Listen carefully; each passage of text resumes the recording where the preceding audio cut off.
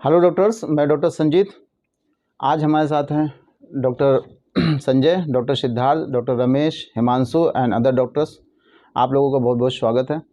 Dear doctors, आज हम लोग डिस्कस करेंगे फिशर इन एनो, क्योंकि जैसा कि हम लोग देखते हैं, अगर हम लोग एनोरेक्टल में लगभग 100 पेशेंट अगर पर डे ओपीडी में देख रहे हैं तो उसमें से लगभग 75% पेशेंट फिशर का होता है। एक कौन क्लियर ना? लगभग 75% पेशेंट फिशर के आते हैं और उसमें से 99% पेशेंट जो होता है जाने अनजाने में बिना किसी को दिखाए पाइल्स की दवा खाता है। ओके, आप लोग भी देखते हैं जब हम लोग पेशेंट से उनसे हिस्ट्री लेते हैं तो पेशेंट पहले कहता है कि डॉक्टर साहब हमें पाइल्स हो गई है, बवासीर हो गया है। बट जब हम उसके सिम्टम्स पूछते हैं तो सिम्टम्स के बेस पे और फिर जब हम लोग उसको प्रोडक्ट एग्जामिनेशन करते हैं तो उसके बेस पे निर्धारित करते हैं कि आपको पाइल्स नहीं फिशर है। क्योंकि पाइल्स जब भी हमारे समाज में किसी को कोई बीमारी होती है तो उनको लगता है हमें पाइल्स हो गई है। तो फिशर आज हम डिस्कस करेंगे, फिशर कितने प्रकार के होते हैं, किस टाइप से दिखाई देते हैं, और लास्ट में हम दिखाएंगे कि कैसे हम लोग फिशर को विद द हेल्प ऑफ क्षार सूत्र एंड, जैसे ये फिशर है 6 o'clock पे आप देख सकते हैं इसको फिशर है, और ये फिशर जो है वो पूर्ण रूप से ठीक हो गया है। ओके, ये इस केस को क्षार एप्लीकेशन विद द्वारा, जैसे लोकल एप्लीकेशन में हम लोग क्षार अगर हम लोग अप्लाई करते हैं तो भी फिशर काफ़ी हद तक ठीक हो जाते हैं। लगभग 20 से 30% फिशर ऐसे ही ठीक हो जाते हैं विदाउट एनी सर्जरी। ओके, तो सबसे पहले हम लोग देखते हैं फिशर होता क्या है। जैसे मान लेते हैं ये हमारी रेक्टम है, ये एनल कैनाल है, ठीक है।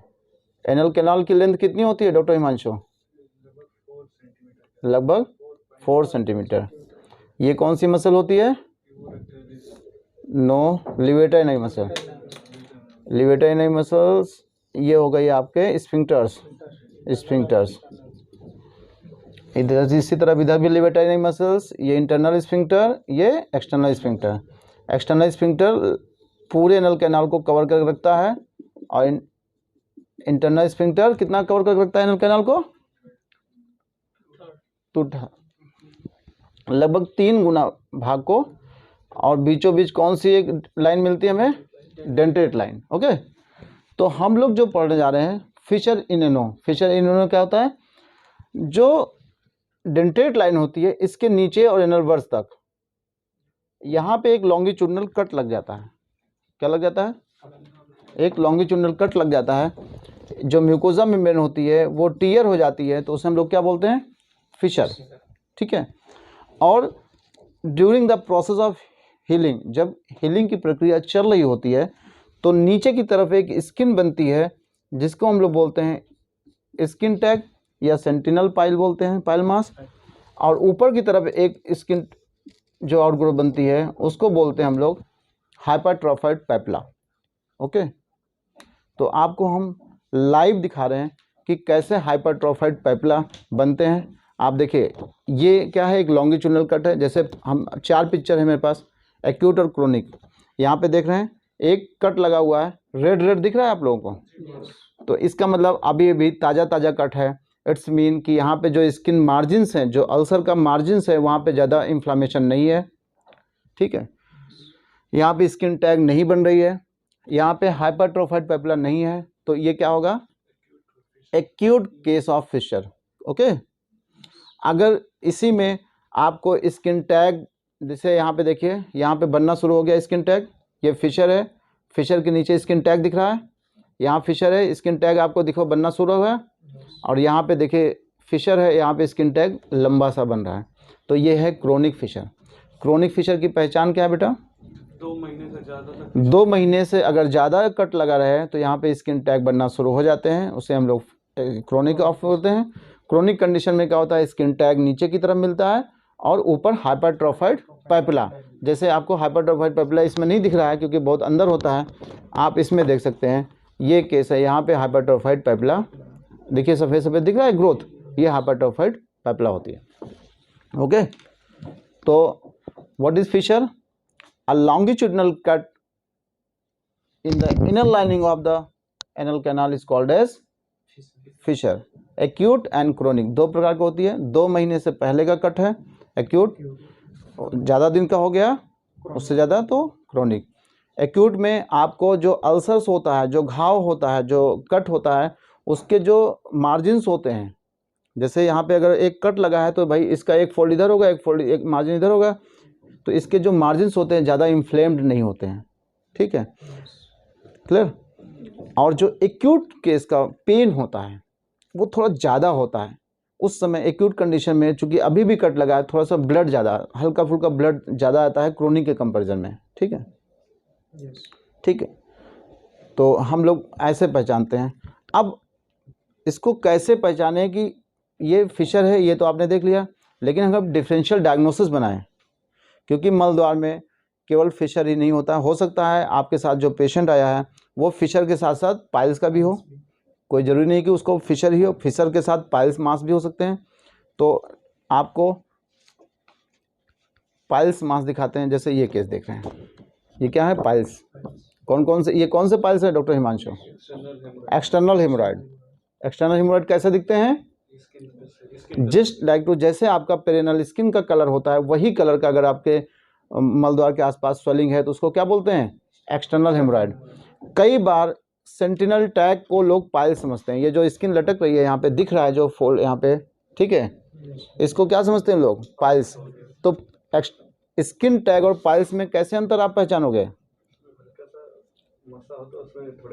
हाँ, इस वाले में अगर आप देखें जो आउटग्रोथ दिख रही है, ये आप जनरल लैंग्वेज में समझिए तो गोल गोल दिखाई दे रहा है, स्किन का कलर है, आप दबाएंगे तो वो पफी, मतलब जैसे स्पॉन्जी टाइप का होगा, जब आप उसको प्रेस करेंगे तो आपको लगेगा ये दब रहा है। ठीक है, जैसे पीडल इडमा में चेक करते हैं, अगर फाइलेरिया का स्वेलिंग होती है तो कैसा होता है? हार्ड स्वेलिंग होती है, दबाने से दबता नहीं है। लेकिन अगर एसाइटिस की वजह से होता है, मतलब अगर वहाँ पे पीडल इडमा है, पानी भरा है, तो वहाँ दबाने से क्या होगा? डिप मिलेगा। तो सेम टाइम आपको अगर एक्सटर्नल हेमोरॉइड का स्वेलिंग है तो दबाने से वो स्पॉन्जी टाइप का होगा, दबेगा। लेकिन अगर फिशर का स्किन टैग है तो दबाने से हार्ड होगा, उसमें नीचे मतलब दबेगा नहीं। क्लियर? तो पहचान लोगे आप लोग एक्सटर्नल स्किन टैग और पाइल्स में अंतर समझ जाओगे। कौन सा पाइल मास? एक्सटर्नल पाइल मास। इसी तरह एक पाइल मास होता है इंटरनल पाइल मास। देखिए रेड चेरी कलर का है, ये इंटरनल पाइल्स होते हैं। तो कई बार हमारे पास पेशेंट आता है जिसमें आपको तीनों चीज़ें मिलेंगी। जैसे आप यहाँ पे देख सकते हैं एक पिक्चर, बहुत नज़दीक से आपको दिखा रहा हूँ। ये कट लगा हुआ है, लाइट जला दीजिए, सही है। ये कट लगा हुआ है, कट लगा है ना, फिशर है, अभी भी ताज़ा ताज़ा कट है। ठीक है, हो सकता है इसको पहले से भी मतलब कट रहा हो, लेकिन जब अभी हमारे पास आया तो इसमें कट लग रहा है, यहाँ पे हल्का सा ब्लड रेड रेड दिख रहा है। ऊपर देखिए तो स्किन टैग, वो सॉरी हाइपरट्रोफाइड पेपिला मिल रही है। ठीक है, और अंदर 2 पाइल मास आपको दिख रहे हैं छोटे छोटे, इंटरनल हेमोरॉइड। तो आप देख रहे हैं, और ये जो आप किनारे किनारे फोल्ड देख रहे हैं ये एक्सटर्नल हैं। ठीक है, तो कई बार आपको जैसे इस पिक्चर में ज़्यादा क्लियर आपको मिलेगा, ये पिक्चर आप देखिए, एक्सटर्नल हेमोरॉइड, हाइपरट्रोफाइड पेपिला, चूँकि यहाँ पे हमारी फिंगर है तो इसके पीछे फिशर है लेकिन वो दिख नहीं रहा है। इंटरनल हेमोरॉइड, एक्सटर्नल हेमोरॉइड, हाइपरट्रोफाइड पेपिला, इसके पीछे फिशर होगा, और यहाँ पे पाइल्स, एक्सटर्नल पाइल्स। क्लियर?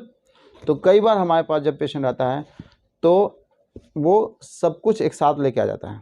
तो आप कैसे डिफरेंशियल डायग्नोसिस बनाओगे? फिशर से देखकर, एक लंबा सा कट रहेगा, अगर क्रोनिक है तो नीचे स्किन टैग, ऊपर हाइपरट्रोफाइड पेपिला।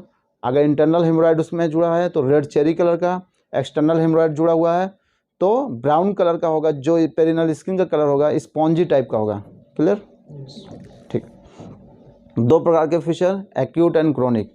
एक्यूट में क्या क्या पेन, 4 सिम्टम्स पेशेंट लेके आता है। जैसे मान लेते हैं ये पेशेंट आया था हमारे पास, यहाँ पे इनको कट लगा हुआ है। ठीक है, ये देखिए काफ़ी डीप कट है, यहाँ पे स्किन के फोल्ड आप चारों तरफ देख सकते हैं, दिखाई दे रहे हैं ना। फिशर में 4 चीज़ें आपको मिलती हैं। कैसे पहचानेंगे कि पेशेंट को पाइल्स है कि फिशर है? मान लेते हैं अभी तो आपके पास क्लिनिक पे आया पेशेंट, अभी आपको दिखाया तो है नहीं, वो अपनी चीज़ें बताएगा ना कि डॉक्टर साहब हमें ये दिक्कत हो रही है। तो अगर पेशेंट को 4 कंप्लेंट्स हैं, थोड़ा दूर हो जा रहा है। पहला है पेन, दूसरा है बर्निंग, तीसरा है इचिंग, चौथा है ब्लीडिंग, है ना। 4 कंप्लेंट्स पेशेंट करता है अगर उसको फिशर है। तो पहले तो पेन, बहुत ज़्यादा दर्द होता है, इसको हम लोग मॉडर्न में इसको क्या बोलते हैं, पियर्सिंग, है ना। पेन जो है वो शार्प शूटिंग पेन है, बहुत तेज दर्द, शार्प शूटिंग, क्लियर। और आयुर्वेद में क्या बोलते हैं, कर्तनवत पीड़ा, यानी कि जैसे कोई कैंची से काट रहा हो हमारे मलद्वार के अंदर, तो पेन बहुत ज़्यादा होता है। इस तरह की पीड़ा ना पाइल्स में होती है ना फिशुला में होती है, ठीक, केवल किस में मिलती है, फिशर में।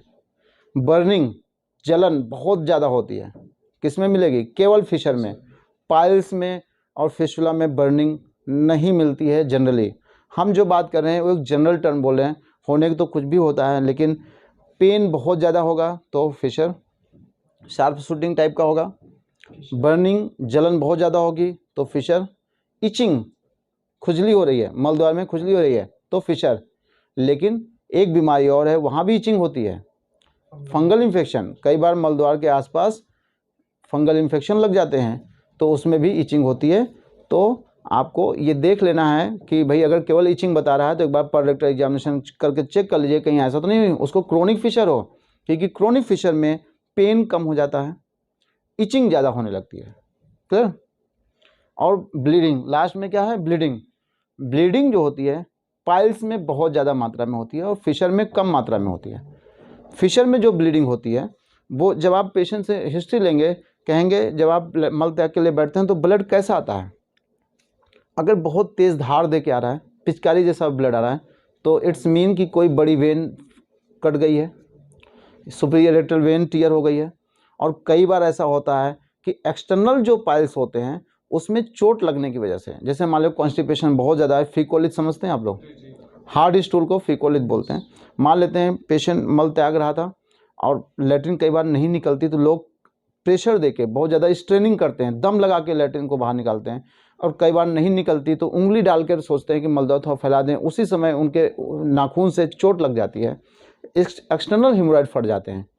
एक्सटर्नल हेमोरॉइड मतलब इन्फीरियर रेक्टल वेन, वो क्या हो गई, टीयर हो गई, फुट गई, तो खून बहुत ज़्यादा बहता है।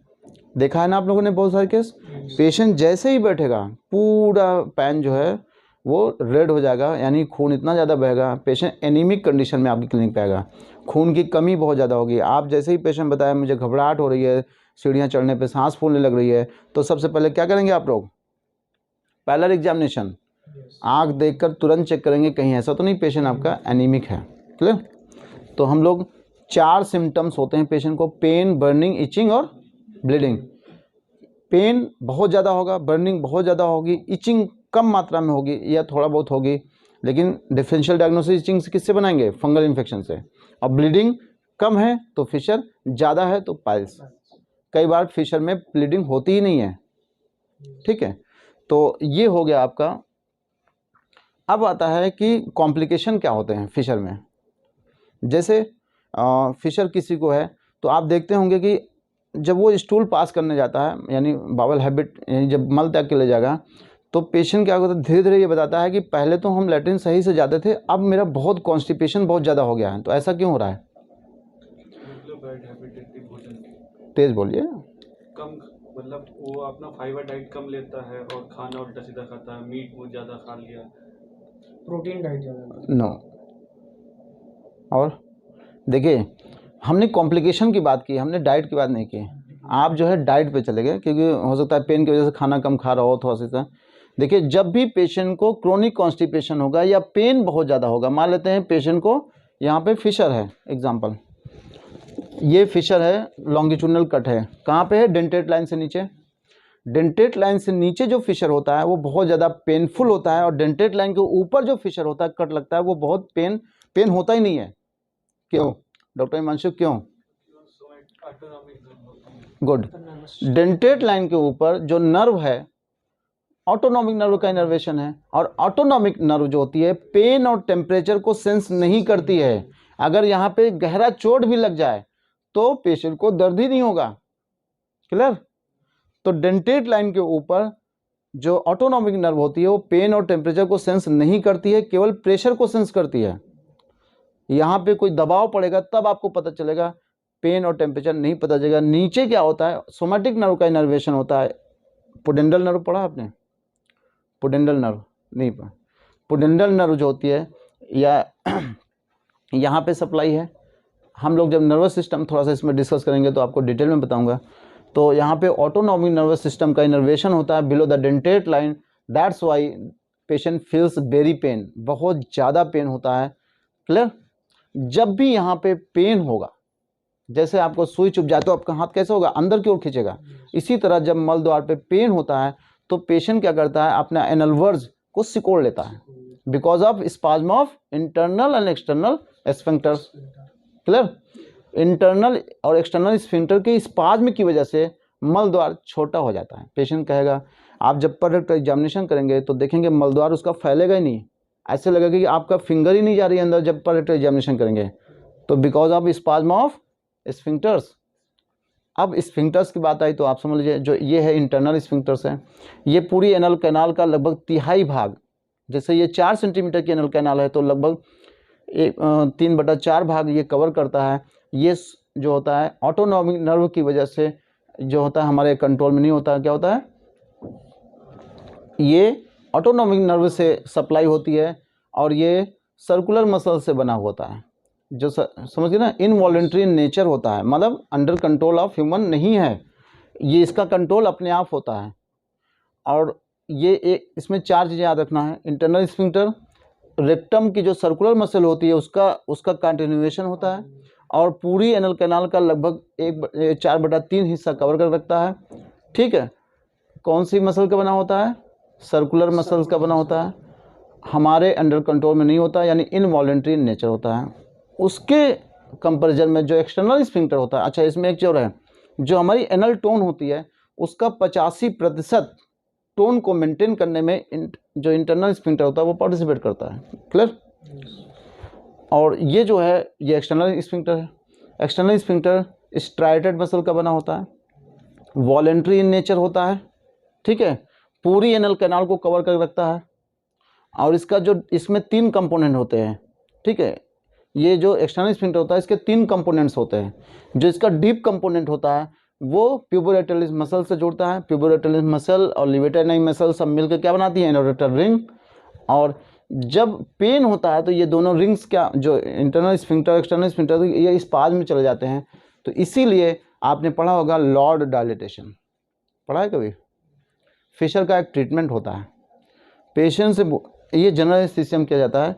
यहाँ पे डायलेट करते हैं एनल कैनाल को ताकि हमारे जो स्फिंक्टर के स्पाज्म हैं वो धीरे धीरे क्या हो जाएं, रिलैक्स हो जाएं। आपने देखा होगा हम लोग जब फिशर का पेशेंट आता है उनको बोलते हैं कि आप जेंटल अपने हाथ से धीरे धीरे अपनी एनल कैनाल को धीरे धीरे डायलेट करिए। ठीक है?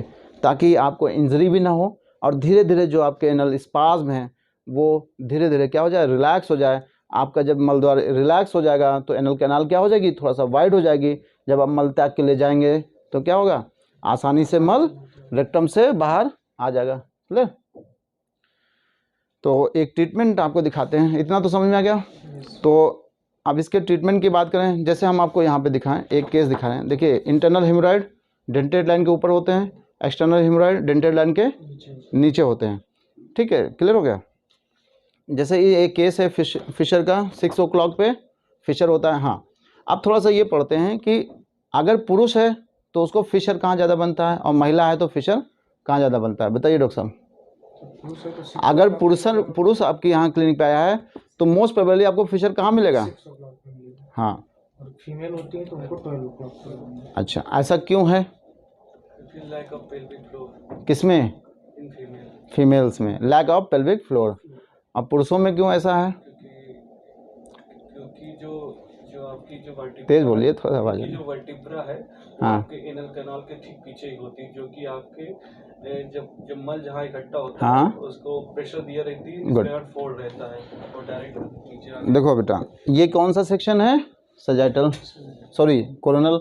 अगर हम सजाइटल सेक्शन बनाएं तो ये क्या होती है, बैक एक, सॉरी ये बैकबोन है। ठीक ना? ये क्या है, सैक्रम और कोकिक्स है। ये सैक्रम है, कोकिक्स है। और रेक्टम क्या होती है, ऐसे होती है, ठीक है। तो जो पुरुषों में पीछे की तरफ, जैसे यहाँ पे देखिए ये क्या है, बैक साइड में पोस्टीरियर साइड में कट लगा है। पुरुषों में 80%, लगभग 90% जो फिशर बनता है, सॉरी 90% फिशर वो पोस्टीरियर साइड में, बैक साइड में, और 10% आगे की तरफ, एंटीरियर। ऐसा क्या है, due to the curvature of the sacrum and the rectum. Rectum और सैक्रम के कर्वेचर की तरह की वजह से ऐसा होता है।